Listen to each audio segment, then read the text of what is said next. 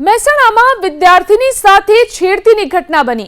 ધોરણ 5ની વિદ્યાર્થીની સાથે ગામના વ્યક્તિએ છેડતી કર્યાનો આરોપ। વારંવાર છેડતીની ઘટના બનતા વિદ્યાર્થીનીએ વાલીને જાણ કરી। વાલીએ લાગણજ પોલીસ સ્ટેશનમાં આ અંગે ફરિયાદ નોંધાવી છે।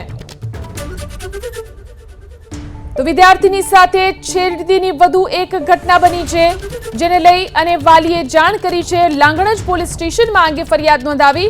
વધુ જાણકારી મેળવી અમારા સંવાદદાતા હારૂન ફોન લાઈનથી જોડાયા છે। જી હારૂન, વિદ્યાર્થીની ફરિયાદ છે, આ અંગે શું કાર્યવાહી? મહેસાણામાં એક ગામની ઘટના છે કે જ્યાં ધોરણ 5માં અભ્યાસ કરતી એક વિદ્યાર્થીની સાથે છેડતીની ઘટના બની છે।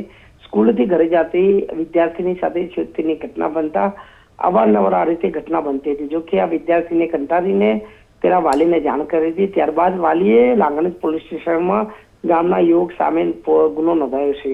જો કે યુવતીની છેડતીના મામલે પોલીસે ગુનો નોંધીને વધુ તપાસ હાથ ધરી છે, પરંતુ હજુ સુધી જે આરોપી છે તેની ધરપકડ કરવામાં આવી નથી।